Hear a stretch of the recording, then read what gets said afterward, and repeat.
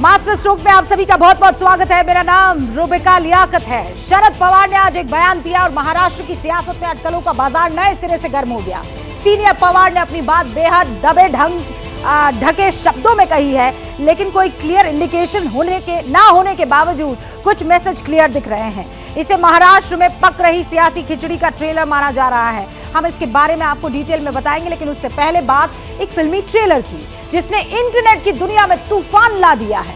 सवाल यह है कि फिल्म द केरला स्टोरी में आखिर ऐसी कौन सी बात है जिसने इसके ट्रेलर को सबसे बड़ा सेंसेशन, सनसनी बनाकर रख दिया है। Report. Tell me, when exactly you joined ISIS? ISIS कब ज्वाइन किया ये जानने के लिए क्यों ज्वाइन किया और कैसे ज्वाइन किया ये जानना जरूरी है। फिल्म द केरला स्टोरी के इस ट्रेलर ने सोशल मीडिया पर तहलका मचा रखा है। एक दिन पहले ही सोशल मीडिया पर ये 2 मिनट 45 सेकंड का ट्रेलर अपलोड हुआ और सिर्फ एक ही प्लेटफॉर्म पर करीब 60 लाख लोग इस ट्रेलर को देख चुके हैं और हर गुजरते घंटे के साथ ये फिगर और बढ़ता जा रहा है। एक सनसनीखेज घटना ने केरला की रूह तक को हिला दिया है। Just come back, you're not safe, Shalini. Please come back. पूरे देश में इस वक्त यही सवाल है कि आखिर ये ट्रेलर इतना क्यों देखा जा रहा है, क्यों इसे लेकर हर सेक्शन में इतनी क्यूरियोसिटी है। इसका सवाल फिल्म के ट्रेलर के इस हिस्से को देखने से समझा जा सकता है। क्या आपको अपना शौहर कबूल है? कबूल है। फिल्म में आईसिस में शामिल होने वाली पूरी मॉडस ऑपरेंडाई को डिटेल में दिखाने की बात हो रही है। फिल्म निर्माता विपुल अमृतलाल शाह ने फिल्म द केरल स्टोरी का ट्रेलर जारी किया। इस फिल्म के जरिए बताया गया है कि कैसे आतंकवादी संगठन आईसिस ने केरल की 32,000 हिंदू लड़कियों को अगवा किया। लव जिहाद का न सिर्फ फिर शिकार बनाया, बल्कि आतंकवादी गतिविधियों वाले काम भी करवाए। फिल्म में आपने एक सब्जेक्ट जो दुनिया भर में आज के तारीख में सबसे ज्यादा चर्चित है, इस्लामिक टेररिज्म, उसके ऊपर आधारित है। आईसिस, अलकायदा जैसे संस्थाएं एक एक देश की सिविलाइजेशन को टॉर्मेंट करने उड़े हुए हैं। वैसे 5 महीने पहले भी इसी फिल्म का एक शुरुआती टीजर आया था, जिसमें फिल्म की मेन कैरेक्टर इस तरह का दावा करती हुई दिखाई दी थी। एक नॉर्मल लड़की को एक खतरनाक टेररिस्ट बनाने का सबसे डेंजरस खेल चल रहा है केरला में, और वो भी खुलेआम। फिल्म के शुरुआत में लिखा आता है कि ये मूवी सच्ची घटनाओं से इंस्पायर्ड है, यानी फिल्म मेकर्स के पास इस सिस्टमैटिक कन्वर्जन के कुछ तथ्य मौजूद है। फिल्म के डायरेक्टर का भी कहना है कि ये फिल्म कई लोगों के लिए आई ओपनर है। हमारे देश में केरल एक राज्य है जहां पे आईसिस को एक बहुत अच्छा एक स्ट्रॉन्ग फुटिंग्स मिले, जिसकी तहत एक बहुत बड़ा एक डिस्ट्रैक्शन की शुरुआत की है। जाहिर है ये फिल्म उस टॉपिक पर बनी है जिसे लेकर बीते कई दिनों से बहुत सारे खुलासे सामने आए थे। किस तरह केरल से गायब हुई कुछ लड़कियां आईसिस के ट्रैप में फंस गई थी और फिर खुफिया एजेंसियों के मुताबिक उनमें से कुछ लड़कियों की लोकेशन अफगानिस्तान में मिली थी। एनआईए ने तो इस पूरे नेक्सस की छानबीन तक कर डाली थी और कई लोग ऐसे थे जिन्होंने अपने बेटी के कन्वर्जन और फिर उसके गायब होने की बात खुले तौर पर सामने रखी भी थी। भागकर इस रेगिस्तान में दफन हो चुकी है।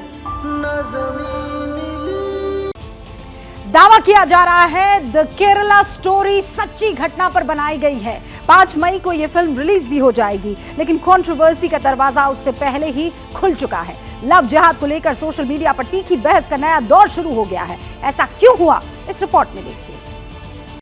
Tell me, when exactly you joined ISIS?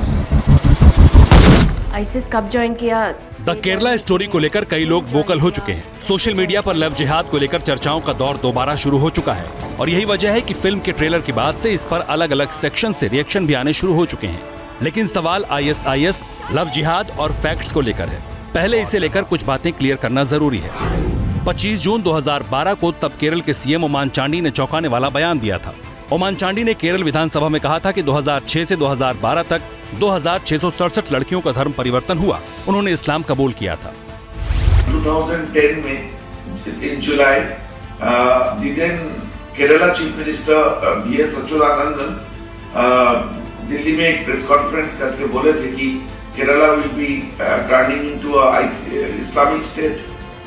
अब सवाल सिस्टमैटिक कन्वर्जन के बाद ISIS के लिए हिंदुस्तानियों को भेजने को लेकर उठा, तो इस पर तमाम रिपोर्ट सामने आ चुकी हैं। 2021 में अमेरिकी विदेश विभाग की रिपोर्ट में कहा गया कि नवंबर 2021 तक 66 भारतीय मूल के लोग ISIS के साथ जुड़े थे। हालांकि देश की सिक्योरिटी एजेंसीज के मुताबिक केरल से 100 से 120 भारतीय ISIS में शामिल हुए थे, जिसमें कुछ लोग सीरिया चले गए, जबकि कुछ अफगानिस्तान पहुंचा दिए गए। जहां तक सदर्न स्टेट से ISIS के टेरर मॉड्यूल का सवाल है, तो इसे लेकर NIA ने कम से कम 17 अलग अलग केस दर्ज किए। ये केस तेलंगाना, केरल, आंध्र, कर्नाटक, तमिलनाडु में ISIS मॉड्यूल की मौजूदगी को लेकर दर्ज किए गए थे और इसमें 122 आरोपियों को गिरफ्तार किया गया था। ये केरल स्टोरी टाइप की जो फिल्में हैं, ये फेक प्रोपेगेंडा के सिवा कुछ नहीं है, जिसका मकसद कम्युनल पोलराइजेशन है। और बीजेपी के लिए केरल जैसी स्टेट जहां उसका कोई आधार और कोई वजूद ही नहीं है, उसे अपना रास्ता बनाने की कोशिश के लिए ये फिल्में बनानी पड़ रही। घर से भाग कर फिल्म में लड़की दावा करती है कि हजारों लड़कियों को एजेंडे के तहत कन्वर्ट किया गया और फिर उन्हें ISIS आतंकी बनाया गया। लेकिन United nation counter terrorism executive directorate की रिपोर्ट कहती है कि सिर्फ एक नहीं बल्कि 110 देशों से 40,000 से ज्यादा लोग ISIS में शामिल हुए थे। एक तरफ फिल्म के ट्रेलर पर पॉलिटिक्स हो रही है और इस पर नजर रखनी होगी, क्योंकि ये मामला अभी बहुत आगे तक जाएगा। और दूसरी तरफ पूरी पॉलिटिकल पिक्चर बन गई है। दिल्ली के मुख्यमंत्री अरविंद केजरीवाल के बंगले के रेनोवेशन के मुद्दे पर राजनीति आप जानते हैं कितनी गर्म है। आज इस मुद्दे पर बीजेपी ने केजरीवाल पर जोरदार हमला बोला। बीजेपी का कहना है कि केजरीवाल ने अपना सरकारी घर चमकाने के लिए जनता का पैसा ही बर्बाद नहीं किया, कानून की भी धज्जियां उड़ाई। केजरीवाल ने बंगला चमकाया, बीजेपी ने खर्च का हिसाब लगाया और कॉमन मैन को VIP बनाने का वादा करके दिल्ली की सत्ता में आए अरविंद केजरीवाल पर सवालों की बौछार कर दी। मुख्यमंत्री को राजा, CM हाउस को राजमहल और चीफ मिनिस्टरशिप को राजयोग बताते बताते रेनोवेशन के भ्रष्टाचार को राजरोग तक कह डाला। यह राजरोग कितनी जल्दी कितना संक्रामक हो जाएगा, ये शायद दिल्ली और देश की जनता की समझ से बाहर था। आज वह राजरोग उनकी सरकार, सरकारों के विभाग, पार्टी, संगठन से होता हुआ घर के अंदर तक पहुंच गया। बीजेपी PWD की गाइडलाइंस वाली पूरी किताब लेकर बैठी थी। पूछा, केजरीवाल बताएं कि इंपोर्टेड मार्बल किस नियम के तहत मंगाए।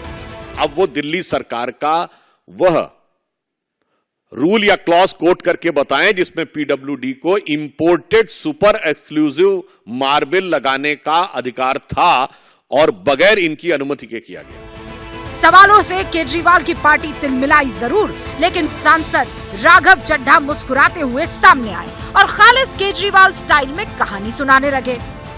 आपको जानकर अचंभा होगा कि अनुमान लगाए जा रहे हैं कि 1300 करोड़ रुपए इस राजा के महल के लिए, देश के राजा, चौथी पास राजा के महल के लिए खर्च किया जा रहा है। जिस कांग्रेस को आम आदमी पार्टी ने 2013 में दिल्ली की सत्ता से बाहर किया था, उस पार्टी को कांग्रेस भला कैसे छोड़ देती।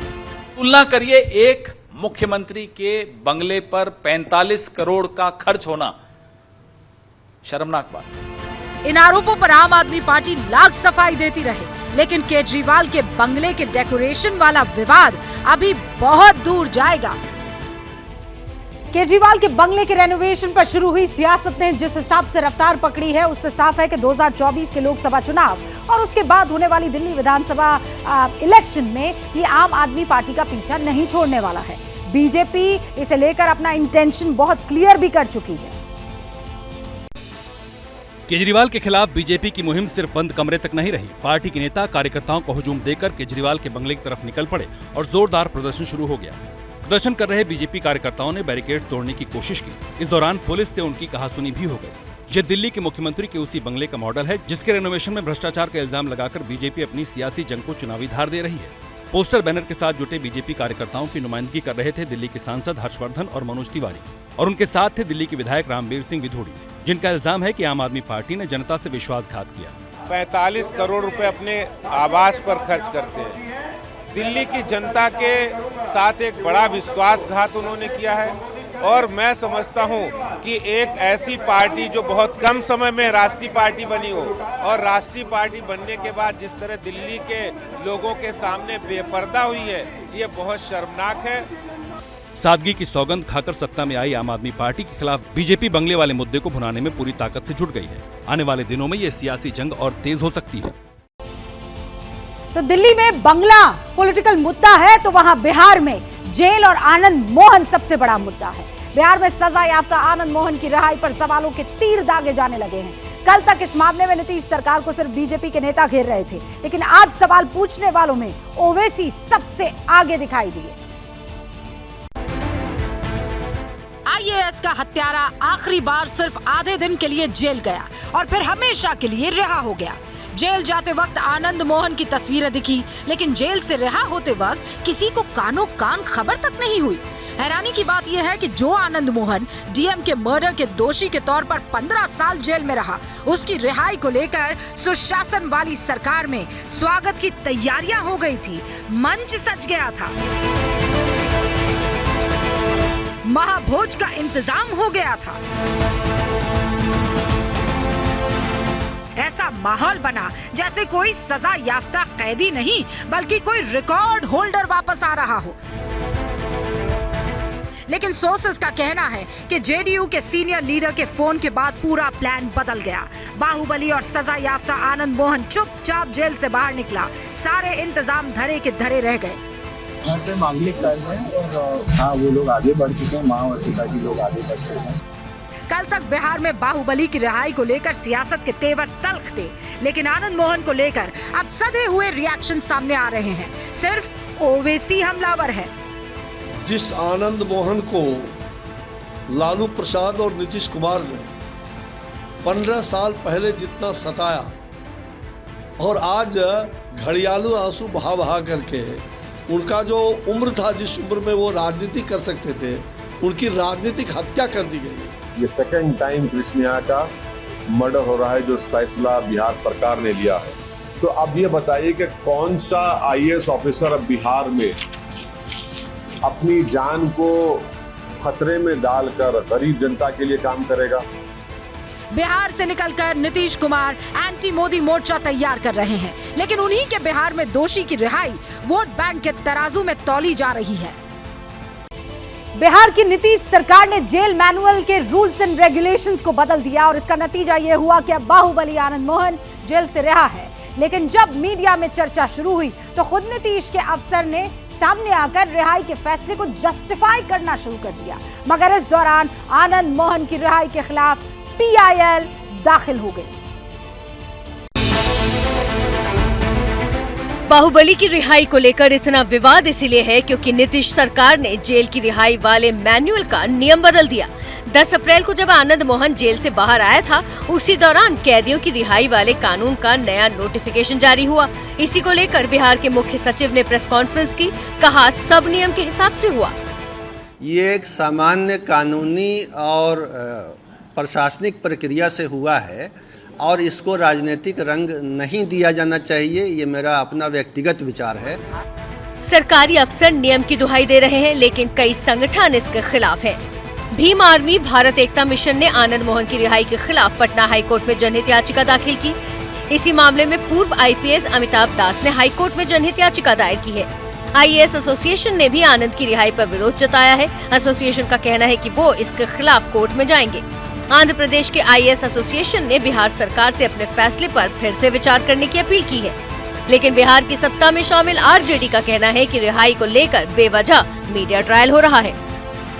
आदरणीय आनंद मोहन जी के रिहाई का रास्ता तो साफ हो ही गया था और उनके रिहाई में सारे नियम कानून कायदे का पालन किया गया है। उनकी रिहाई हुई है, उनके साथ 26 और लोगों की रिहाई हुई है। तो जो लोग भी मीडिया ट्रायल के माध्यम से इस बात को हवा दे रहे हैं, हमें नहीं लगता है कि इसमें इतने हाई तौबा मचाने की जरूरत है। हमारे रिपोर्टर सारा दिन सहरसा में थे, लेकिन आनंद मोहन सामने नहीं आया, मीडिया से कोई बात नहीं की। हालांकि पता ये चला कि वो अब भी सहरसा में ही है और जल्द ही डीएम जी कृष्णैया के परिवार से मिलने जा सकता है। मगर दिवंगत डीएम का परिवार आनंद मोहन की रिहाई के फैसले के खिलाफ प्रधानमंत्री और राष्ट्रपति से मदद की अपील कर चुका है। आनंद मोहन की रिहाई से अगर सबसे ज्यादा किसी को तकलीफ हुई तो डीएम जी कृष्णैया की पत्नी और उनके परिवार को हुई। हालांकि इसी बीच आनंद मोहन की पत्नी मीडिया के सामने आई, कह दिया कि पति ने जेल में वनवास काटा, वनवास खत्म हुआ, इसकी खुशी है। दोनों के बयान सुनिए। विनती करते हैं प्राइम मिनिस्टर जी को भी और प्रेसिडेंट जी को भी थोड़ा सा इंटरवीन करके इसको वापस लेना बोल के नीतीश जी को बोल के हम विनती कर रहा है। सारा IAS ऑफिसर और कोई भी होगा, IPS, IAS, IFS कोई भी होगा, वो लोग पूरा डिमोरलाइज हो जाएगा। भगवान जानते हैं, ईश्वर जानते हैं कि कितना निर्दोष हैं, और आज मान लीजिए तो उनके प्रति हम आभार व्यक्त करते हैं। दूसरी तरफ हम बिहार सरकार, माननीय मुख्यमंत्री जी के प्रति भी आभार व्यक्त करेंगे, और ये बहुत ही हमारे लिए बहुत खुशी का पल है, तो उसको बयान नहीं कर सकते हैं शब्दों में। इस बीच ABP न्यूज पर डीएम जी कृष्णैया की बेटी पद्मा भी सामने आई। उन्होंने भी नीतीश सरकार के इस फैसले को गलत बताया। कि आनंद मोहन को बाहर लेके आने का, उसको फ्रीली अलाउ करने का, स्ट्रीट्स पे वॉक करने के लिए, ये बहुत ही ज़्यादा सरासर गलत है। हमारा तो यही रिक्वेस्ट है कि PM मोदी जी इसमें इन्वॉल्व होके एक नया लॉ लेके आए जहाँ पे ये गैंगस्टर और माफिया का राज चला है। बिल्कुल भी उनका ये नहीं होना चाहिए राज। इस बीच एक और नया डेवलपमेंट हुआ। आनंद मोहन के बेटे ने कहा कि वो जी कृष्णैया के परिवार से मिलना चाहते हैं, हैदराबाद जाना चाहते हैं। और हमने बहुत कुछ सहा है, हम समझ सकते हैं उन्होंने क्या सहा होगा। उनका दुख दर्द हमारे दुख दर्द से लाख। आप खुद जाना चाहेंगे वहाँ पर? बिल्कुल। पिताजी भी साथ जाएंगे क्या? उनकी भी इच्छा है? बिल्कुल, अगर अलाउ किया जाए तो क्यों नहीं। आपको बता दें कि आनंद मोहन को हाई कोर्ट ने उम्र कैद की सजा सुनाई थी। ये सजा पूरी हो गई, लेकिन जेल मैनुअल के मुताबिक कर्मचारी की हत्या के मामले में दोषी को मरने तक जेल में ही रहना पड़ता है। इसी नियम में नीतीश सरकार ने बदलाव कर दिया। दिल्ली में बंगला सेंटर में है, यहाँ बिहार में आनंद मोहन सेंटर में, उधर कर्नाटक में चुनाव का तापमान, और उस तापमान के सेंटर में प्रधानमंत्री नरेंद्र मोदी पर बदजुबानी। कल से उनका कर्नाटक दौरा शुरू हो रहा है, चुनावी कैंपेन को नई धार मिलेगी। लेकिन इससे पहले मोदी ने कर्नाटक के बीजेपी वर्कर्स से बात की, हर बूथ को और मजबूत करने का मंत्र दिया।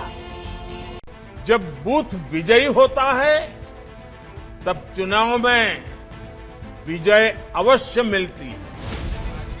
इसी मंत्र के साथ प्रधानमंत्री नरेंद्र मोदी ने कर्नाटक फतेह का बिगुल बजा दिया। कर्नाटक की सियासी पिच पर कदम रखने से पहले PM नरेंद्र मोदी ने वर्चुअली 50 लाख कार्यकर्ताओं को संबोधित किया और ये समझा दिया कि कर्नाटक विजय का फॉर्मूला क्या है। देश को आगे बढ़ाना है तो हमें ये रेवड़ी कल्चर से मुक्त होना ही पड़ता है। बीजेपी शॉर्टकट नहीं, बल्कि विकसित भारत के निर्माण के लिए काम कर रही है। PM मोदी कर्नाटक से ऑनलाइन जुड़े थे। हर बूथ क्यों जरूरी है, इसकी अहमियत मोदी समझा रहे थे।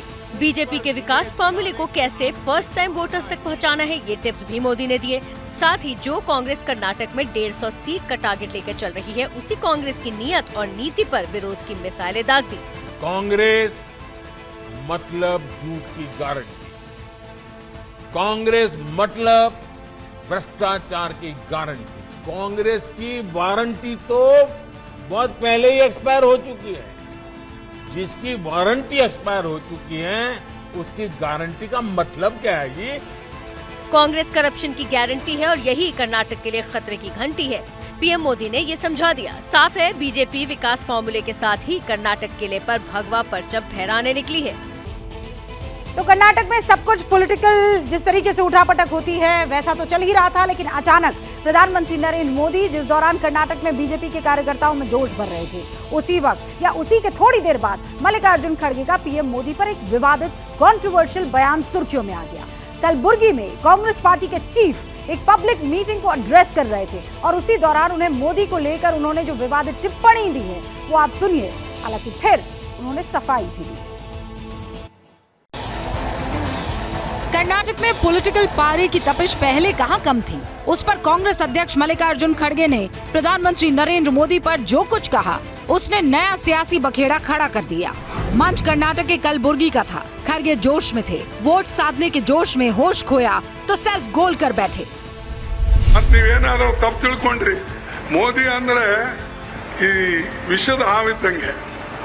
ನೀವಂದ್ರೆ ಇದು ವಿಷಯ ಅದ ಇಲ್ಲ ನೋಡೋಣ, ಸ್ವಲ್ಪ ನೆಕ್ ನೋಡೋಣ ನೆಕ್ಕಕ್ಕೆ ಹೋಗಿರಿ, नेक्कुरु सत्ता। अटैक डायरेक्ट पीएम मोदी पर था, लिहाजा रिटेलिएशन बीजेपी के खेमे से भी हुआ। जिस जहर और जहरीले सांप के तराजू में खड़गे ने पीएम मोदी को तौला, उसी मुद्दे की मिसाल कांग्रेस पर खुद सीएम बसवराज बोम्मई ने दाग दी। There is a poison in the mind of Kharge. They have been unable to fight him politically. His comment will cost dearly to the Congress. सियासत की जुबान में जहर भरा तो बात दूर तलक पहुंची। मोर्चा उडुपी में राहुल गांधी ने भी संभाला। सियासी अदावत में जहर घुला तो जहर की पोटेंसी राहुल ने भी अपने पॉलिटिकल तजुर्बे से कम करने की कोशिश की। पिछले कुछ सालों से यहाँ पे बीजेपी की सरकार है, मगर ये सरकार आपने नहीं चुनी थी, बीजेपी ने पैसे से और चोरी करके अपनी बनाई, और पूरा कर्नाटक इस सच्चाई को जानता है। कर्नाटक की जनता सियासत के इस पूरे एपिसोड को देख भी रही है और अच्छे से समझ भी रही है। ऐसे में अंजाम चुनाव क्या होगा, सियासत की बिगड़ी जुबान वोट बैंक को कितना स्विंग करेगी, ये 13 मई को क्लियर हो जाएगा। कर्नाटक से ज्यादा दूर नहीं है महाराष्ट्र, क्योंकि वहां भी पॉलिटिकल स्विंग साफ तौर पर दिख रहा है। असली संकेत महाविकास आघाड़ी के सबसे दिग्गज नेता शरद पवार की तरफ से मिले। महाराष्ट्र में जारी राजनीतिक हलचल के बीच एनसीपी चीफ शरद पवार ने एक बयान दिया, और ऐसा बयान दिया जिसे उनके अगले पॉलिटिकल मूव का संकेत माना जा रहा है। सीनियर पवार गए तो थे मुंबई में पार्टी की यूथ विंग के कार्यक्रम में, लेकिन ऐसा बयान दिया कि सियासी हलकों में हड़कंप मच गया। पवार ने कहा कि अब रोटी पलटने का समय आ गया है। किसी ने मुझे कहा कि रोटी सही समय पर पलटनी होती है, और अगर सही वक्त पर नहीं पलटी तो वो कड़वी हो जाती है, और अब सही वक्त आ गया है रोटी पलटने का, उसमें देरी नहीं होनी चाहिए। इस बारे में पार्टी के वरिष्ठ नेताओं को आग्रह करूंगा कि वो इस पर काम शुरू करें। बयान आया तो अटकलबाजियां शुरू हो गई। सवाल उठा कि पवार किसकी रोटी पलटने की बात कर रहे हैं। क्या पवार महाअघाड़ी से नाता तोड़ने वाले हैं? क्या शरद पवार अब बीजेपी के साथ जाएंगे? हालांकि इस तरह की बातों को शरद पवार और उनके भतीजे अजीत पवार दोनों ही खारिज करते रहे हैं, लेकिन बीच बीच में ऐसे संकेत भी आते रहे हैं जो पर्दे के पीछे बड़ा खेल चलने का इशारा भी करते हैं। मसलन हाल ही में महाराष्ट्र के कई शहरों में अजीत पवार को महाराष्ट्र का भावी मुख्यमंत्री बताने वाले पोस्टर लगाए गए थे। इससे पहले शरद पवार ने अमरावती में कहा था कि अघाड़ी का कल क्या होगा ये नहीं कह सकते। महाराष्ट्र की सियासत में शरद पवार विपक्षी सियासत की धुरी माने जाते हैं, इसलिए उनके रोटी वाले बयान के मतलब खोजे ही जा रहे थे कि भतीजे अजित पवार ने भी बड़ी बात कही। राज साहेबांनी जसं त्यांच्या काकांकडे लक्ष ठेवलं तसं मी पण माझ्या काकांकडे लक्ष ठेवीन। दरअसल राज ठाकरे ने मुंबई में एक कार्यक्रम के मंच से अजीत पवार को अपने चाचा पर नजर रखने की सलाह दी थी। अजीत पवार ने उसी का जवाब दिया और ये सवाल पूछा जाने लगा कि राज ठाकरे ने जिस तरह चाचा बाल ठाकरे का साथ छोड़ा था, क्या अजीत पवार भी उसी तरह अपने चाचा का साथ छोड़ने वाले हैं? एक और सियासी साथी पवार के उद्धव ठाकरे, उनका बयान भी आज सुर्खियों में आ गया। ठाकरे ने कार्यक्रम के दौरान महाराष्ट्र की सत्ता में शामिल जो नेता हैं उन पर बेहद आपत्तिजनक बयान दे दिए हैं। माना जा रहा है कि उद्धव महाराष्ट्र के सीएम एकनाथ शिंदे को टारगेट करना चाहते थे, जो कल तक उनके सबसे करीबी साथियों में से गिने जाया करते थे। किसी को सत्ता सौंपने और सत्ता से निकाल बाहर करने का हक जनता के पास होता है, यही जनतंत्र की मूल भावना भी है। लेकिन विरोधियों के पास भड़ास निकालते निकालते उद्धव ठाकरे की जुबान मर्यादा की लक्ष्मण रेखा पार कर गई। जोडे पुसायची नुसती लायकी असलेली लोक राज्य करतायत। बताने की जरूरत नहीं है कि उद्धव के ये तीर शिंदे की शिवसेना और बीजेपी की तरफ थे, लेकिन उद्धव बयानों के गोले ही दागते रहे और बीजेपी ने करप्शन के मुद्दे पर उनके खिलाफ फिर नया मोर्चा खोल दिया। उद्धव ठाकरे का जो स्लोगन था, नारा मैं मेरा परिवार, यानी उद्धव ठाकरे, रश्मि ठाकरे, आदित्य ठाकरे, उनका साला श्रीधर पाटनकर, इन चारों ने भी फेक कंपनियां और मनी लॉन्ड्रिंग करके करोड़ों कमाए और उन्होंने कहा मेरा महापरिवार, यानी उद्धव ठाकरे सेना के नेता, उन्होंने भी इस प्रकार के कोविड में अनेक बोगस कंपनियां बनाकर कमाई की है। उद्धव पर लंबे समय से भ्रष्टाचार के आरोप लगाते रहे किरीट सोमैया इस बार फॉर्म में दिखे। वो जमीन खरीद में 900 करोड़ के घोटाले का आरोप लगाते हुए उद्धव के खिलाफ थाने में शिकायत भी दर्ज करा चुके हैं, जो आने वाले दिनों में उद्धव के लिए नई मुसीबत बन सकता है। अब महाराष्ट्र से जरा रुक कर लेते हैं हम पश्चिम बंगाल की तरफ। आपको याद होगा रामनवमी और हनुमान जन्मोत्सव के बीच जब जमकर हिंसा हुई थी तो तमाम तरीके के आरोप लगे थे। अब उनकी असलियत को जानने के लिए एनआईए इस पूरे मामले की जांच करेगी। कलकत्ता हाई कोर्ट ने अब इसके लिए बाकायदा आदेश हुक्म जारी कर दिया है। 30 मार्च यानी रामनवमी और 6 अप्रैल यानी हनुमान जन्मोत्सव के बीच बंगाल में भड़की ये दंगे की वही आग है जिसने पहले आम लोगों का चैन और सुकून छीना, फिर सियासत का सामान बन गई। सवाल यह है कि हावड़ा और हुगली समेत बंगाल के कई हिस्सों में दंगों की आग किसने भड़काई? क्या किसी ने इसकी साजिश रची थी? इन सवालों के जवाब अब एनआईए तलाश करेगी।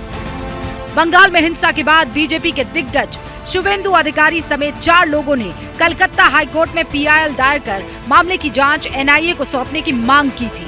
अदालत ने ये मांग मान ली है और बंगाल पुलिस को 2 हफ्ते के अंदर जांच से जुड़े सारे दस्तावेज, एफआईआर और सीसीटीवी फुटेज एनआईए को सौंपने का हुक्म दे दिया है। बंगाल में विभिन्न थाना इलाकों में रामनवमी पर हुई हिंसा में जब कलकत्ता हाईकोर्ट में 4 पीआईएल दाखिल की गयी तो उस पर हाईकोर्ट ने आदेश दे दिया कि अब सीआईडी नहीं बल्कि एनआईए करेगी इसकी जांच। साथ ही ये भी कह दिया कि जितने भी दस्तावेज, सीसीटीवी या फिर बाकी सारी इम्पोर्टेंट चीजों को बंगाल में अलग अलग थानों में जांच के लिए इस्तेमाल किया जा रहा था, उन सब का हस्तांतरण सीधा एनआईए को किया जाएगा। लेकिन राजनीतिक पहलू ये है कि बार बार विपक्ष यानी कि बीजेपी चली जाती है अदालत और अदालत भी इस तरह के आदेश देके पश्चिम बंगाल में तृणमूल कांग्रेस की सरकार पर सवाल उठा ही देती है। कलकत्ता हाईकोर्ट के आदेश को बीजेपी अपनी जीत बता रही है। उसका कहना है कि अब सही तरीके से जांच होगी।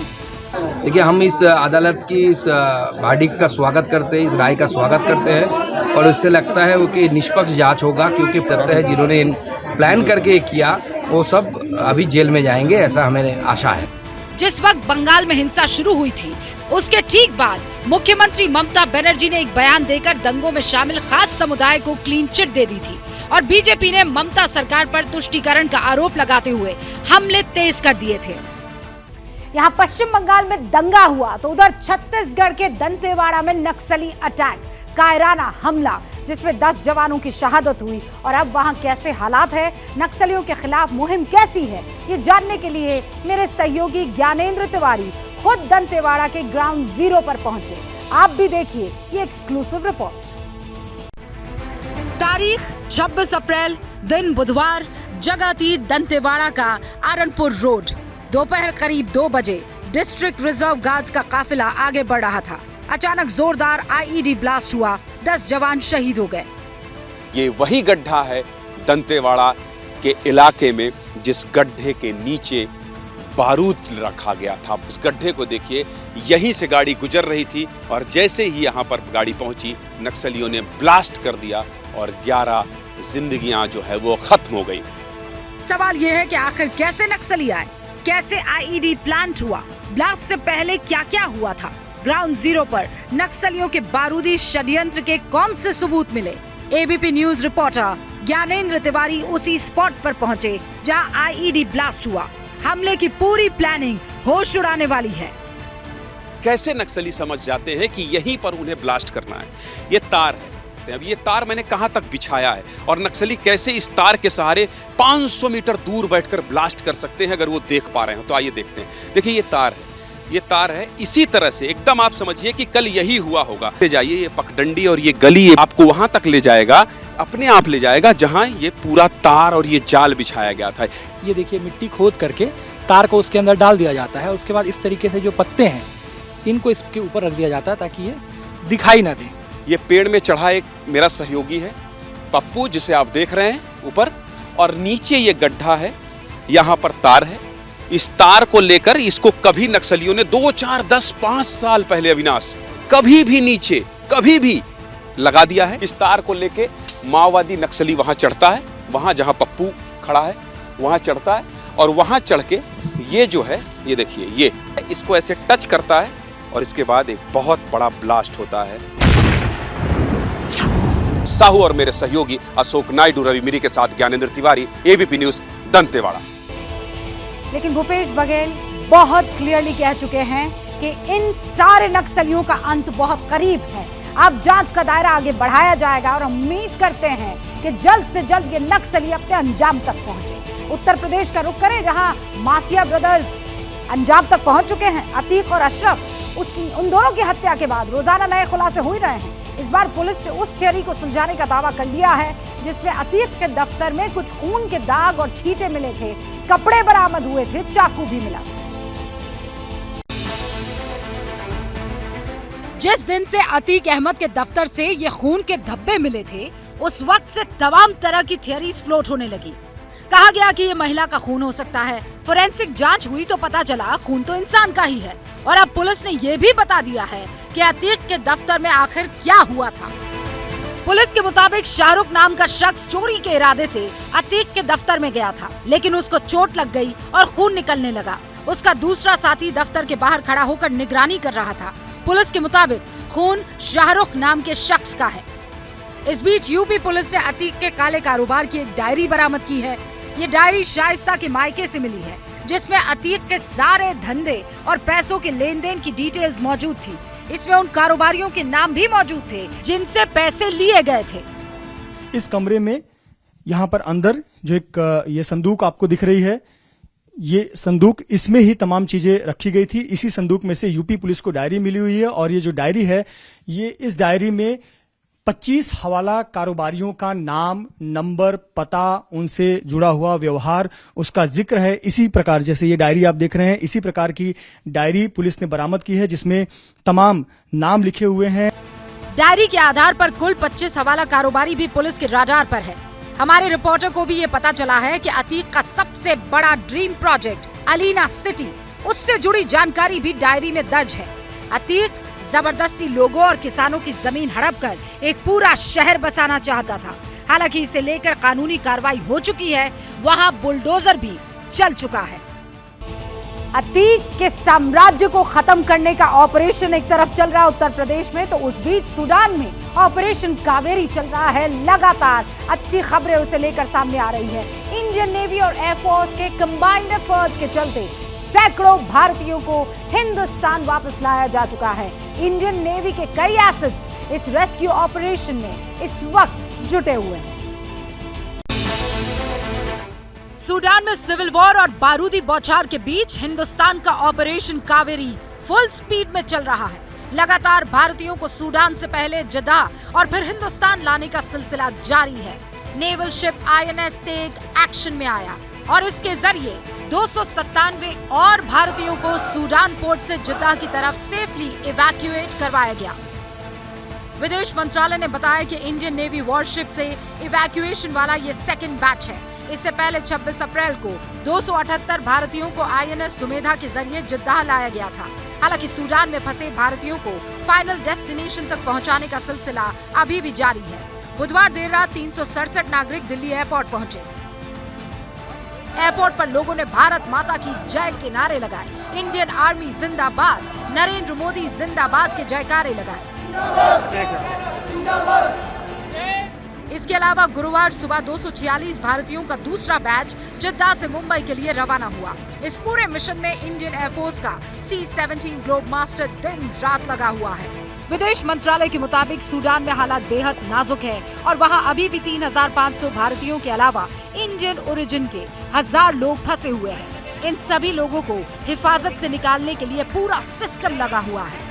भारत का ये ऑपरेशन कावेरी अमेरिका, सऊदी अरब जैसे मित्र देशों के सहयोग से लगातार आगे बढ़ रहा है। और इस बीच एक बड़ी खबर आ रही है चीन को लेकर। ये बड़ी खबर है, गलवान के बाद रक्षा मंत्री राजनाथ सिंह और चीन के रक्षा मंत्री ने दिल्ली में मुलाकात की है। ये पहली मर्तबा है जब दोनों ही देशों के रक्षा मंत्री गलवान के उस इंसिडेंट के बाद मुलाकात कर रहे हैं। लेकिन इसमें सबसे महत्वपूर्ण ये है कि दोनों में औपचारिक हाथ मिलाने की जो परंपरा होती है, जो औपचारिकता होती है, वो तक नहीं हुई है। राजनाथ सिंह वहां खड़े रहे, इशारा किया कि आप बैठिए, बात आगे बढ़ाते हैं। ये भी हमें जानकारी मिल रही है। देखिए, नमस्ते करके रक्षा मंत्री राजनाथ सिंह ने उनका स्वागत किया है। कोई हैंडशेक नहीं हुआ है, दो टूक कह दिया गया भारत की तरफ से चीन को। दोनों देशों के रिश्ते सीमा तनाव से इस वक्त जुड़े हुए हैं और ये मुलाकात अब क्या संदेश लेकर आती है, इस पर नजर हर किसी की बनी हुई है। प्रणय मेरे सहयोगी इस वक्त मेरे साथ जुड़ चुके हैं। प्रणय, क्या कुछ निकलकर इस बैठक से आया है सामने?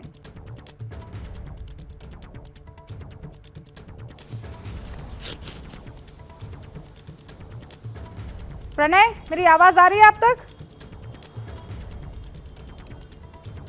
जी रूबिका, आप बताएं। मैं कह रही हूं इस बैठक से क्या निकल कर आया है सामने? देखिए रूबिका, अगर इस बैठक के बारे में बात की जाए तो ये बहुत महत्वपूर्ण बैठक थी। गलवान घाटी की घटना के बाद में भारत की जमीन के ऊपर पहली बार भारत और चीन के रक्षा मंत्री मिले थे, लेकिन साफ तौर पर भारत की तरफ से दो टूक इस बैठक के अंदर कहा गया। करीब 1 घंटे तक ये जो बैठक चली, इसके अंदर साफ कर दिया गया कि जब तक सीमा पर हालात सामान्य नहीं होते, यदि सीमा पर जब तक चीन अपना सैनिक जमावड़ा नहीं घटाता है, वो आमने सामने की मोर्चाबंदी की स्थिति को खत्म नहीं करता है, तब तक भारत से सामान्य संबंधों की अपेक्षा करना चीन के लिए बेमानी होगा।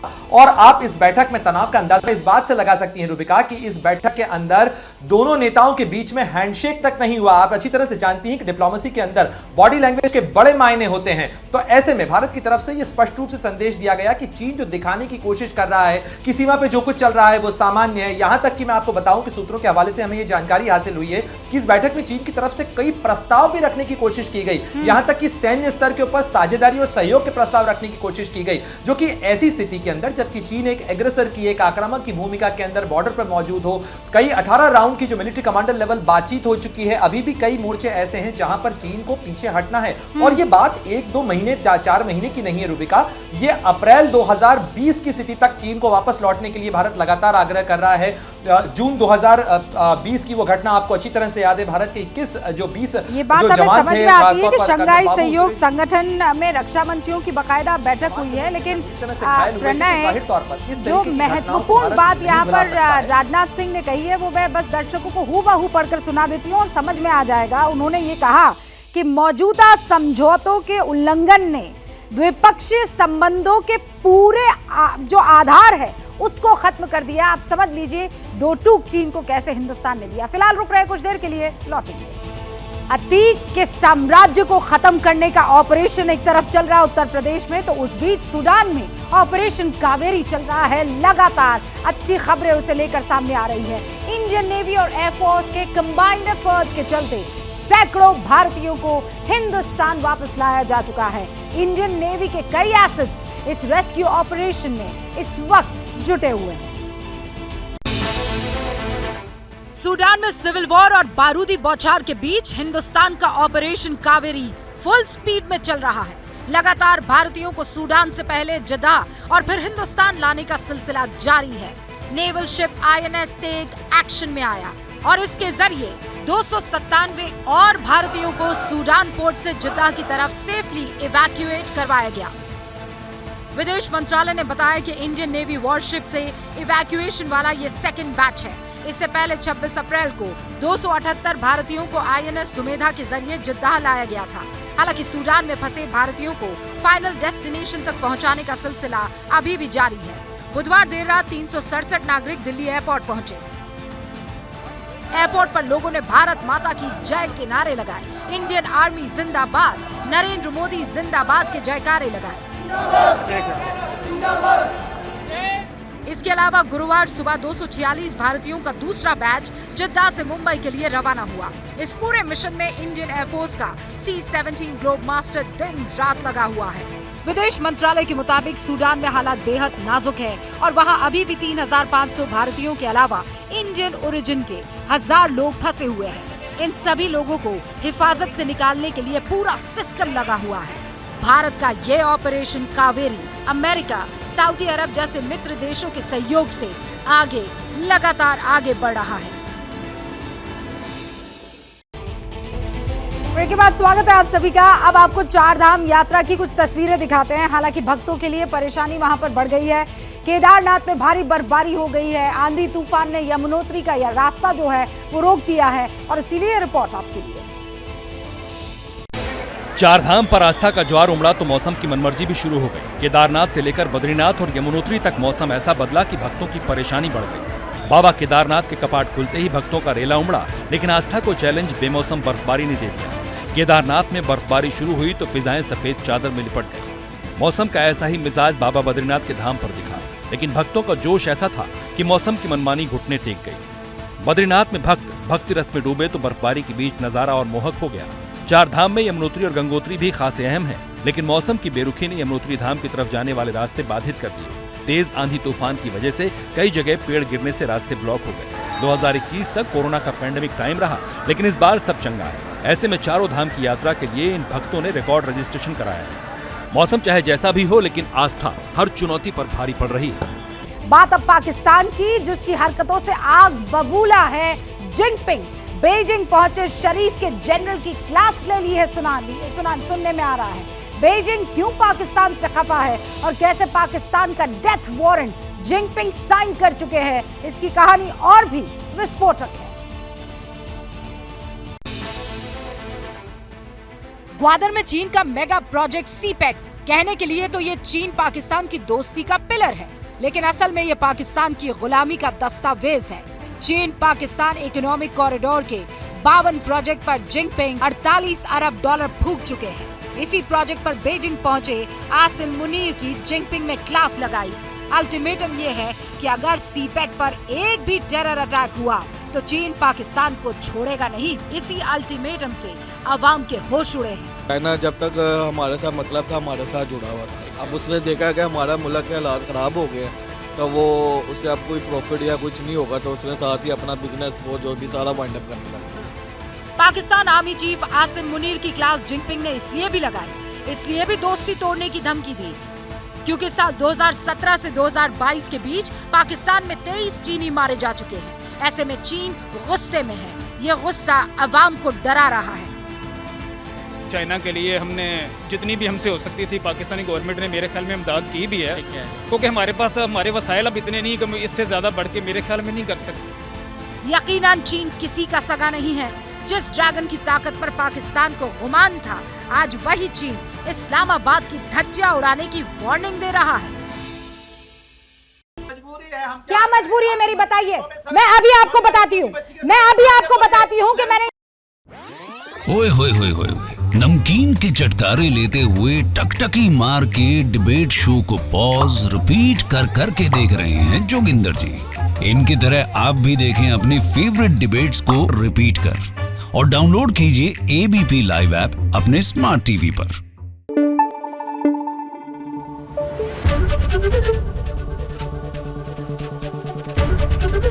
एबीपी न्यूज आपको रखे आगे।